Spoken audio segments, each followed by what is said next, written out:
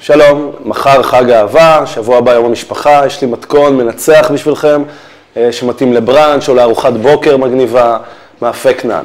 המסתי חמאה כדי למרוח את התבניות האישיות שלנו באהבה. ניקח פתיתי פרמזן מסדרת השף הלבן, נפזר מעט פתיתים על כל פורמה אישית ופשוט ננער את הפרמזן מסביב שידבק לקצוות. את השאריות פשוט שפוך החוצה, צורה כזאת.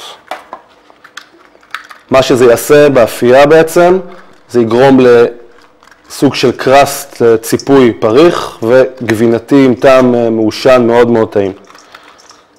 ניקח חופן של בזיליקום, רק את העלים, ללא הגבעולים. טרוזיליה,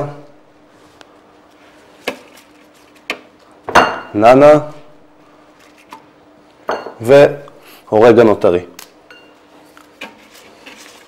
נהדר.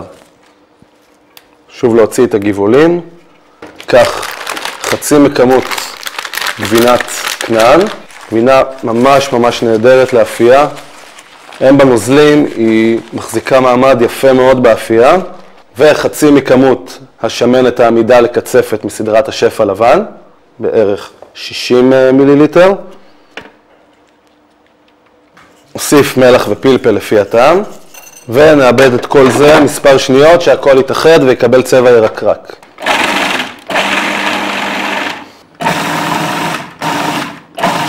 זהו זה. נעביר הכל לקערת ערבוב. בשלב הזה אנחנו נוסיף את שארית גבינת הכנען ואת שארית השמנת, פתיתי פרמזן ופתיתי עמק. נערבב טוב טוב. בשלב הזה אני מוסיף שתי ביצים, אחת אחרי השנייה, ומערבב. פשוט מערבבים הכל טוב טוב לכיוון אחד, שהביצים קושרות את כל התערובת הזאת. בשלב הזה שהמיקס הזה מוכן, אנחנו בעצם לוקחים את התבניות וממלאים כל קוקות כזה כמעט עד הסוף.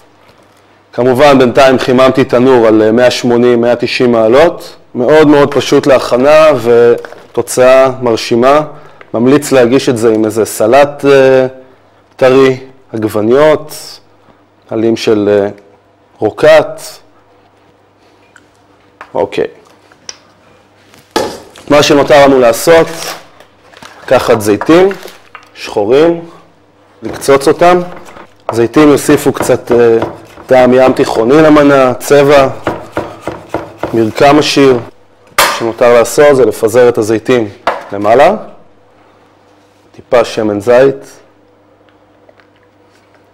זהו, ואני לוקח את זה לתנור, 20 דקות, 180 מעלות. אנחנו נראה את התוצאות עוד מעט. טוב, מאפה הכנען שלנו מוכן, אפשר להגיש אותו חם, ישר שהוא יוצא מהתנור או בטמפרטורת החדר, אז שיהיה בתיאבון.